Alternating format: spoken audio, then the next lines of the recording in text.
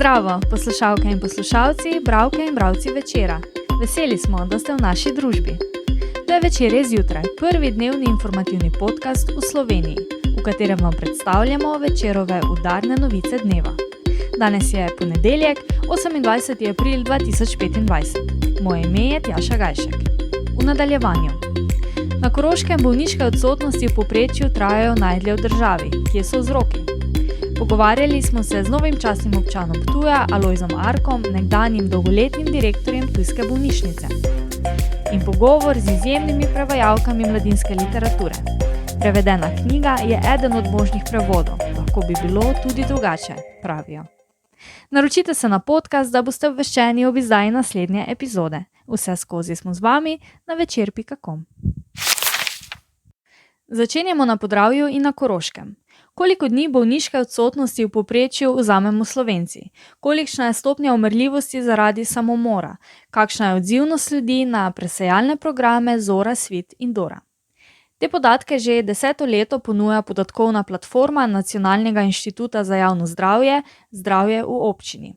Platforma omogoča primerjavo ključnih zdravstvenih kazalnikov z regijskim in državnim povprečjem ter razkriva pomembne trende od bolniške odsotnosti do umrljivosti zaradi srčno-žilnih bolezni.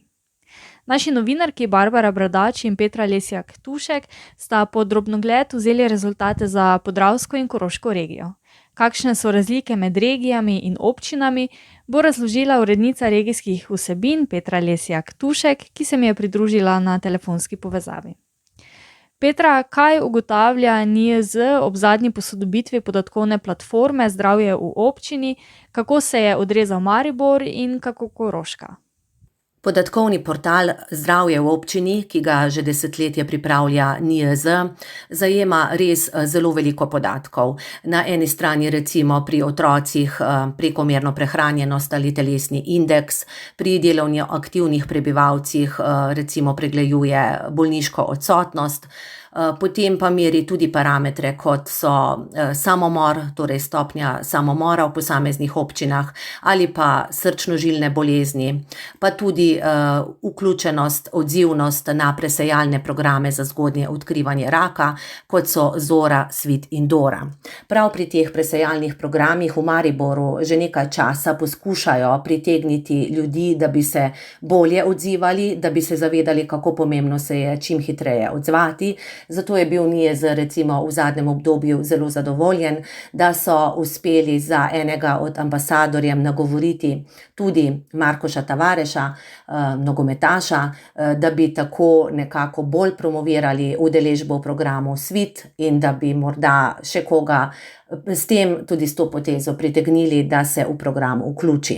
Koroška pa tradicionalno izstopa po visoki bolniški odsotnosti in tudi zdaj nedavno so o tem, kako bi jo znižali, razpravljali na eni od konferenc v regiji, tako da se s tem spopadajo tako delodajalci, posamezniki, zdravniki, stroka in tako naprej.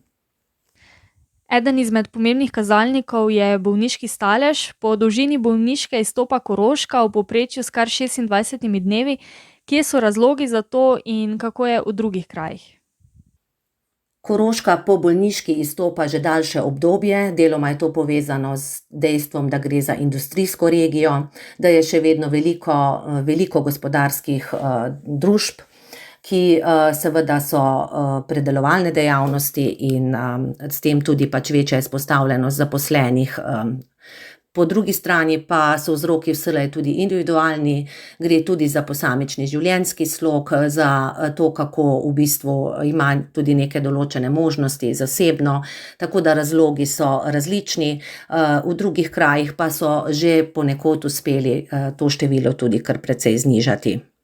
Stopnja umrljivosti zaradi samomora se v Podravju v zadnjih 10 letih giblje okoli 20 umrlih na 100 tisoč prebivalcev, pišeta v članku.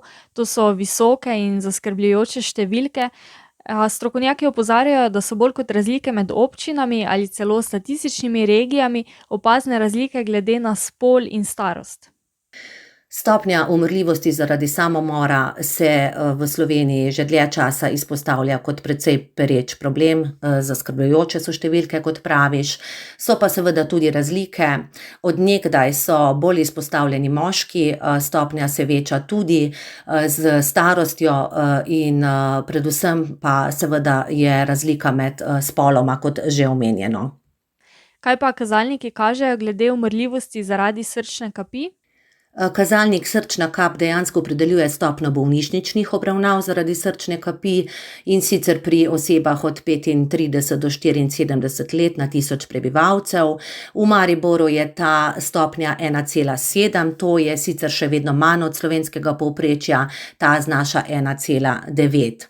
Je pa to zdaj zelo različno, tudi po posameznih občinah, za uspešno preprečevanje pa je vsekakor potrebno, da posameznik vzdržuje nek zdrav življenjski slog, recimo opustitev kajenja, alkohola, uživanje zdrave prehrane, pa redna telesna dejavnost. Vse to so ukrepi, s katerimi nekako naj bi pristopali in ki jih tudi nekako svetujejo strokovnjaki. Statistika je torej znana, v članku številke dodatno razložita tudi z obširno infografiko. Ali strokovnjaki dajejo tudi napotke, kako te številke izboljšati, kako lahko posameznik prispeva, da bo statistika ob naslednjem merjenju boljša?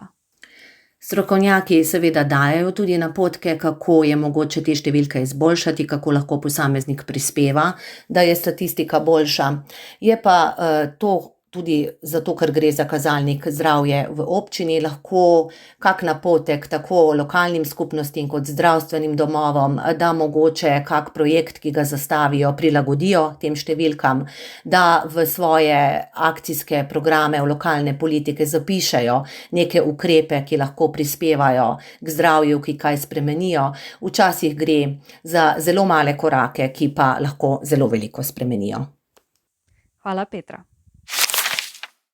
V ponedeljkovem intervjuju smo se pogovarjali z doktorjem Alojzom Arkom, novim častnim občanom Ptuja, ki je 24 let vodil splošno bolnišnico doktorja Jožeta Potrča od leta 1982 pa vse do upokojitve leta 2006. A lahko bi se zgodilo, da ne bi nikoli prišel na Ptuj, ki mu je posvetil vse svoje življenje, se spominja Arko. Vojnega leta 1944 se je rodil na drugem koncu Slovenije, v Sodražici na Dolenjskem. Po vojni je oče dobil službo v Ormožu in takrat so se oče, mama in Alojz iz Ljubljane, kjer so takrat živeli, proti Ormožu podali z motorjem s prikolico. Pripeljali so se že do Celja, ko se je oče odločil, da je predaleč, in so se obrnili ter odpeljali nazaj. Danes pripoveduje Arko. Na Ptuj so se preselili leta 1949 in takole pravi Arko. Mislili smo, da gremo na Štajersko samo začasno, a je bilo za celo večnost. Danes ženo, s katero sta poročena 57 let, živi v Krčevini pri Vurbergu. Kot dolgoletnega zdravnika smo ga vprašali, kako gleda na zdravniško stavko. Jaz moram reči, da sem razočaran. Jaz nisem nikoli štrajkal. Ampak ne vmešam se zdaj v to politiko, ker mislim, da nimam nobene pravice kot upokojenec, ampak moje razmišljanje pa je takšno. Takšen štrajk je kot en gumb zmage ali pa poraza.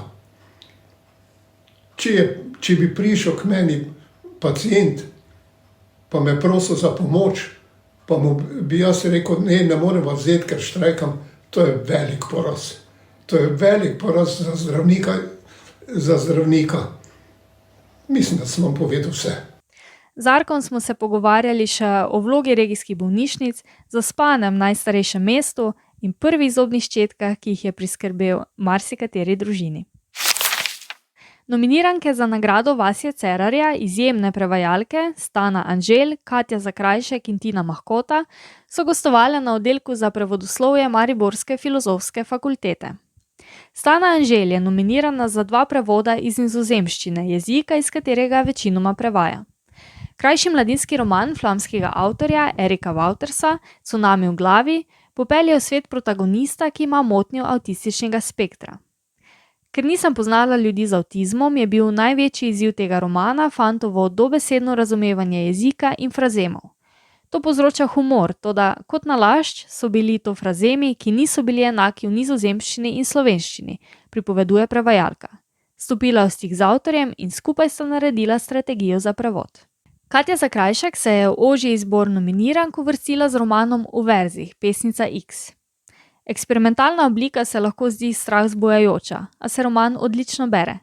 Gre za roman skozi poezijo, ne poezijo, ki se slučajno poklopi v roman, je v pesenskih poglavjih dejala Zakrajšek. Tina Mahkota, prevajalka iz angleščine in nemščine, ki ima za sabo zavidljivo kilometrino prevodov, pa je takrat, ko je založba Morfem povabila k prevodu zbirke Poglej na obe strani Jasona Reynoldsa, dolgo razmišljala, ali se naj za to odloči. Knjiga je namreč jezikovno zelo zahtevna in terja izkušenega mladega bralca. Kot je povedala, si je pri vprašanjih jezika mladih pomagala z mladimi konsultanti, recimo pri poglavju o skejtanju, subkulturi, za katero imajo mladi svoje izraze.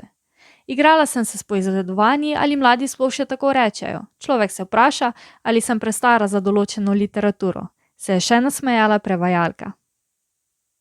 Kateri izmed nominiranih prevodov bo izbran za najboljšega, bo znano 23. maja na slavnostnem odprtju Slovenskih dnevov knjige v Mariboru. To je bil Večerov dnevni podcast Večer je zjutraj, 28. aprila 2025. Z vami sem bila Tjaša Gajšek. Kakovostno novinarstvo lahko podprete, da se naročite na tiskani in spletni Večer. Postanete naš sledilec in bralec na družbenih omrežjih, naročnik naših podcastov in newsletterjev. Tako boste podprli novinarstvo, ki prinaša avtentične vsebine, ki jih pripravljajo naši novinarji in jih drugje ne boste našli. Želimo, da razumete, kako se vrti svet. Želimo vam odstreti pogled v čas in prostor, v katerem živimo. Veseli bomo vaših komentarjev, pobud in kritik na različnih kanalih. Se beremo in slišimo.